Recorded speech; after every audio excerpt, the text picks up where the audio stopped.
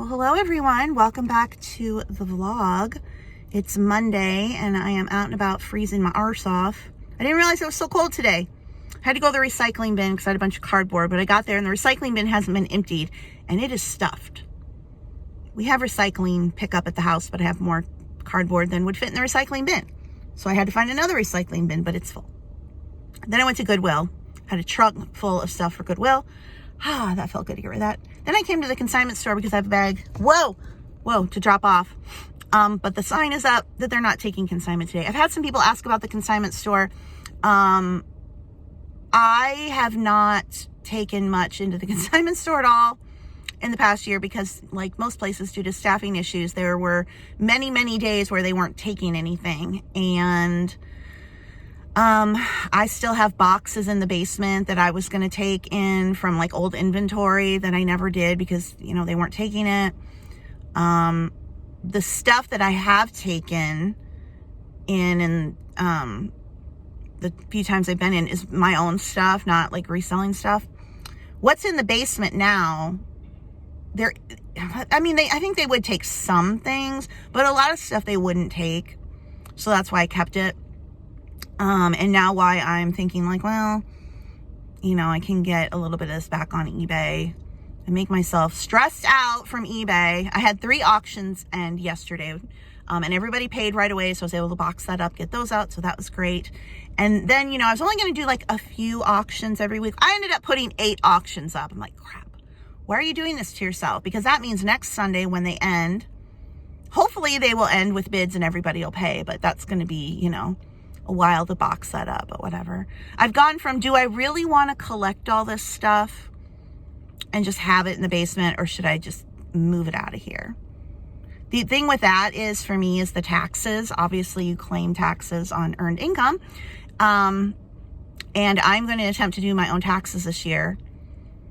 And going forward, if I were to like buy stuff to resell, then it's, you know, you got to, or you should claim mileage and cost of goods, and maybe the cost of goods are a garage sale where you paid cash. And I don't want that whole mess with my taxes if I'm going to do them myself.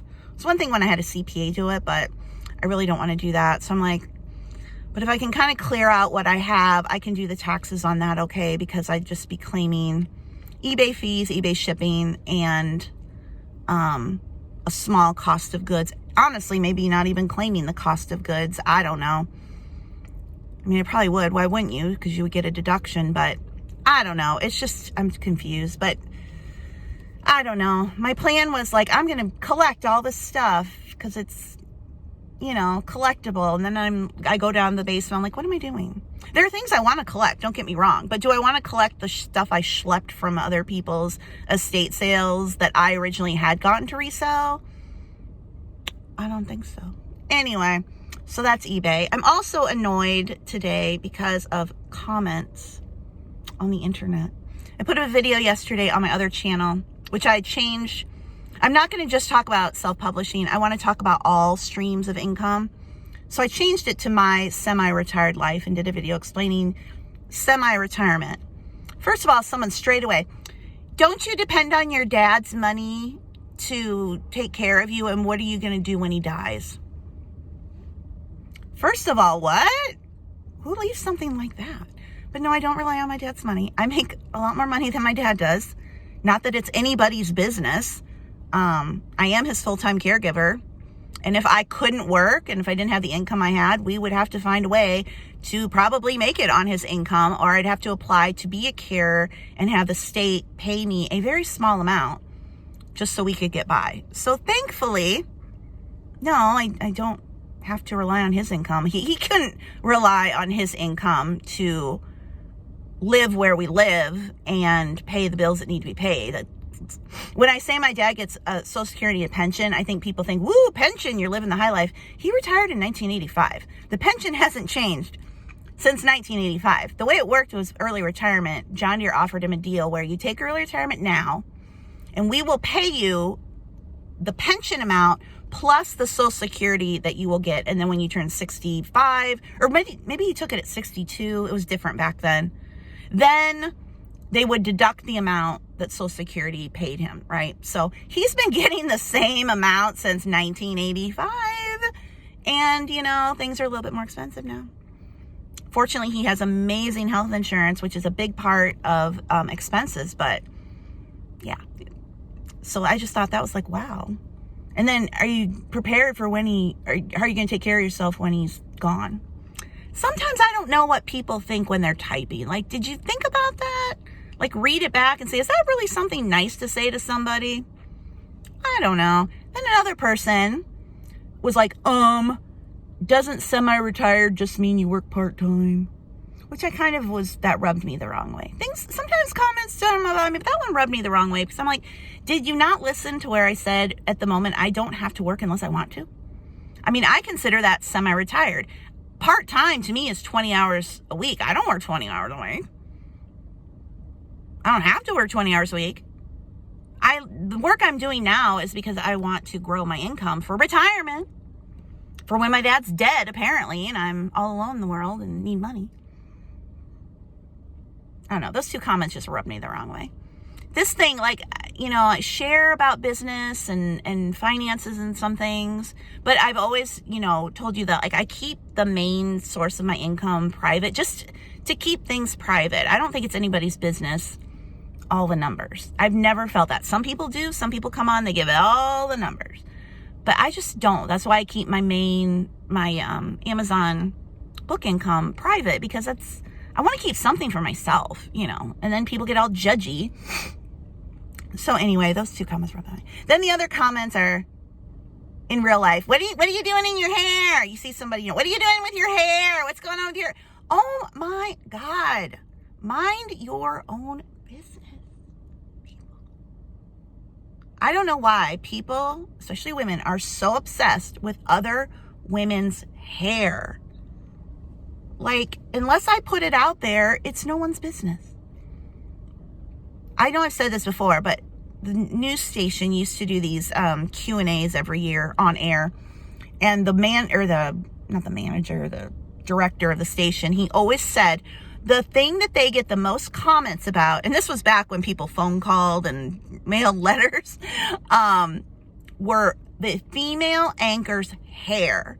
People would just constantly comment, question, advise, complain about the female anchor's hair. That was the number one thing the station dealt with, followed by the female anchor's hair or makeup and their clothes. I don't know why people are so obsessed with other people's hair. And also then to the point to ask them about their hair. Why do we as women do this? If I wanted people to know about my hair, I would tell them. And I have told them. I shaved it down to about an inch or a little less. And it's growing out. And I like to wear a cap on camera because it's too short. And I don't like how it looks right now. And now, when I'm out, it's cold. And yes, I'm still coloring my hair. I need to get a hat that says, don't ask me about my hair. So I'm just agitated today between the YouTube comments and then people questioning my hair. Just kind of annoyed, like, MYOB. Anyway, thank you for letting me vent. It always makes me feel better when I can come on here and vent, which is one of the reasons why I still do YouTube, even though I don't make the money I used to make on YouTube. It's a good place for me to just come and get things out. It does help to vent. Some of you like listening to venting, some of you don't. And for those who don't, you've probably clicked off already, and that's okay too. You don't need to tell me about it. Anyway, can't take anything into the... Did I say that I was here at the consignment store, but they have the sign up that says they're not taking consignment today?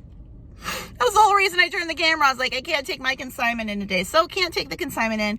But, and I still have a box in the trunk that I couldn't recycle.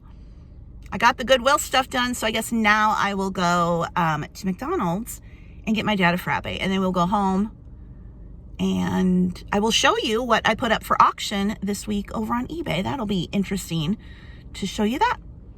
Okay, back home, I'm going to show you what is up for auction this week on eBay. This vintage Le Tote, or Le Bag. I call it Le Tote. It's Le Bag. I don't know. This is so cool. Needs a little bit of spot cleaning, but that is up for auction. We have dollhouse furniture again. So this is the lot I labeled dark wood. Herky here is something I had listed last year, and he ended up in my ended pile still there. So I just relisted him. This is a vintage Herky the Hawk. He's at auction.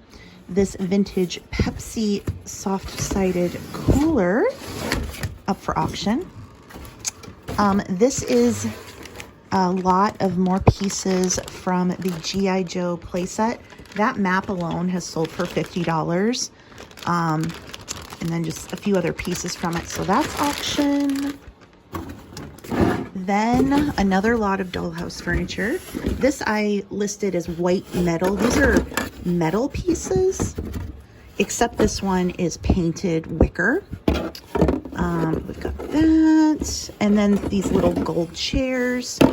I just put all those together in a lot.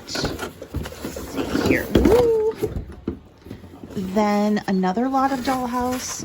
I labeled that, I think, white wood.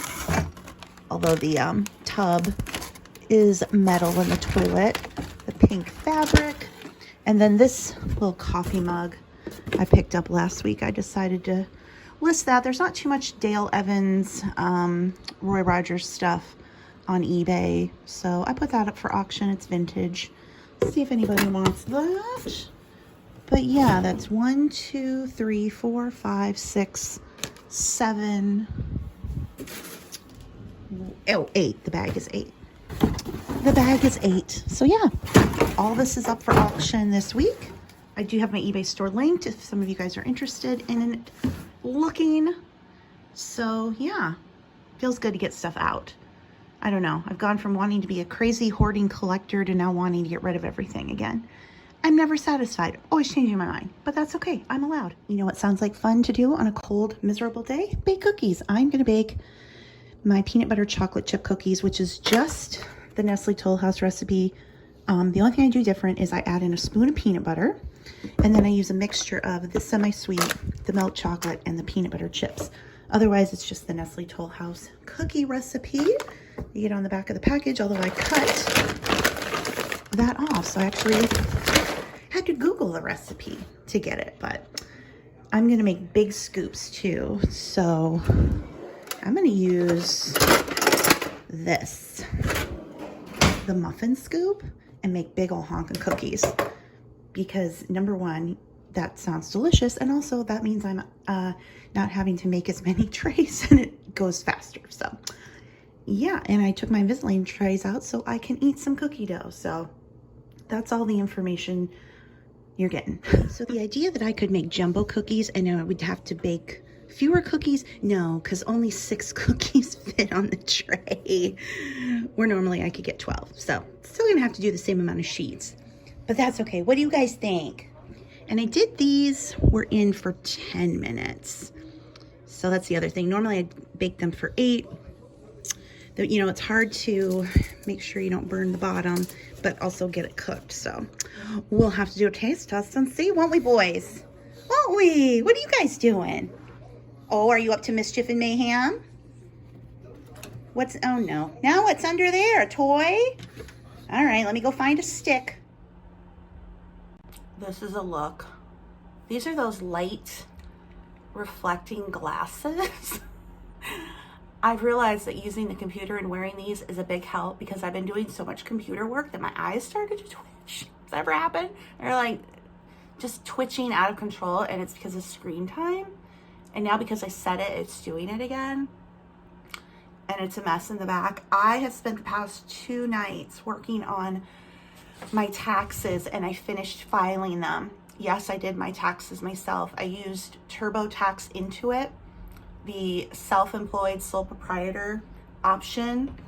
I think in the end I paid like $200-ish, $260 or something.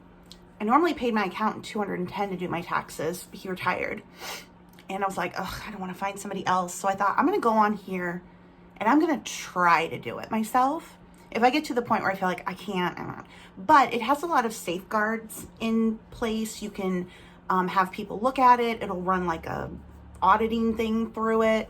So a lot of it was me just like double checking, triple checking. I had to go on the live support at one time, which was very funny because I could see her but I could, the tax person, but I couldn't hear her. She couldn't hear me or see me, but I could see her. So we're no volume, and I can see her.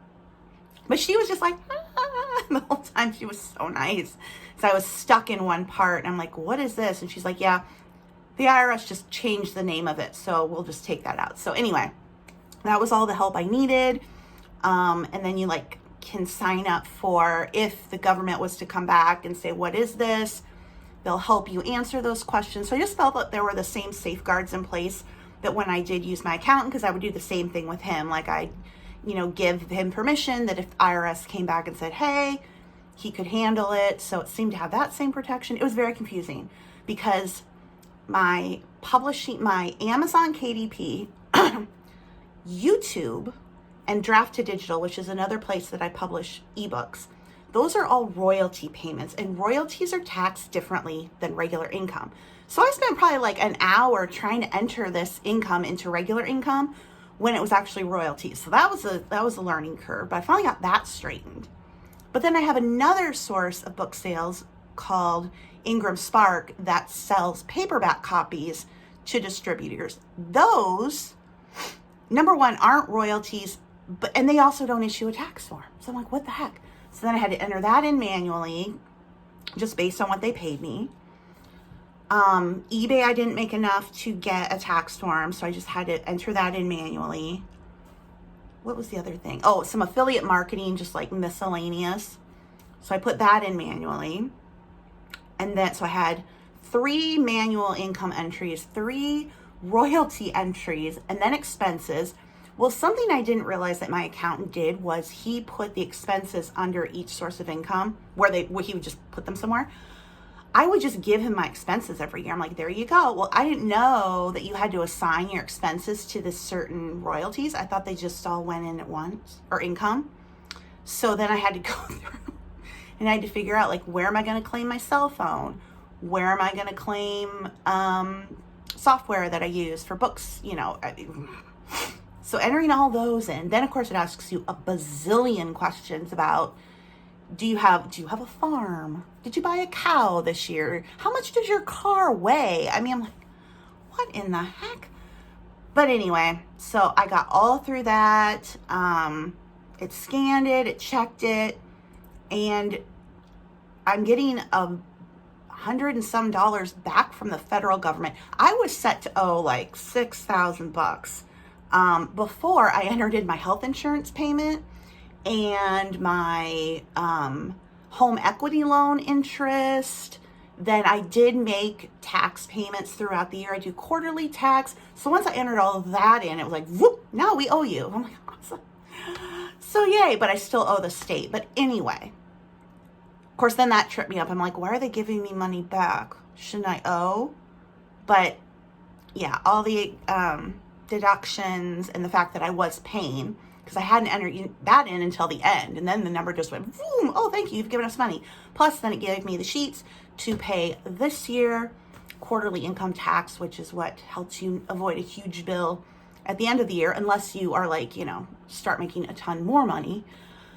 But anyway, I can't see straight. My brain is fried, but I got it done. I would say all total, I spent about 6 hours. 2 hours last night, 2 hours the night before, and then some time before that, just prepping everything. So I didn't think that was too bad. Most people say they'll spend like a day on their taxes. If I was doing eBay full time, I would want an accountant, because the expenses with eBay are a lot more and more confusing, especially like the inventory, cost of goods stuff. I would just give my accountant those numbers and he would take care of it. And I was very confused with how to enter that in, so I didn't even enter it in. I didn't even put in a cost of goods because I really wasn't keeping track of it last year because I was liquidating stuff. So yeah, I didn't even claim cost of goods. I'm just paying tax on the full piddly amount that I made, but whatever. Next year, eBay will give out tax forms if you make or sell $600 or more. 2021, it was $20,000. I didn't get $20,000. So anyway, yeah, then this morning I got up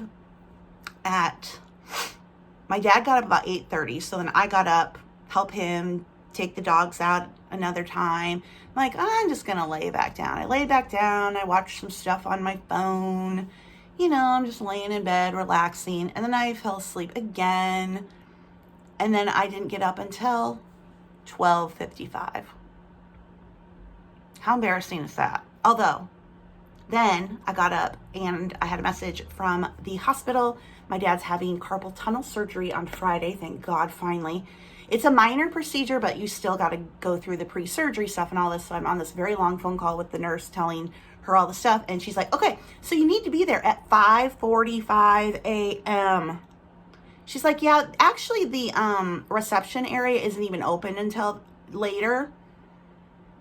So 5:45 a.m. we've got to be there. So I'm allowing myself to be super lazy today and tomorrow to prep for that. But anyway, I wanted to come on here and end the vlog that I started the other day.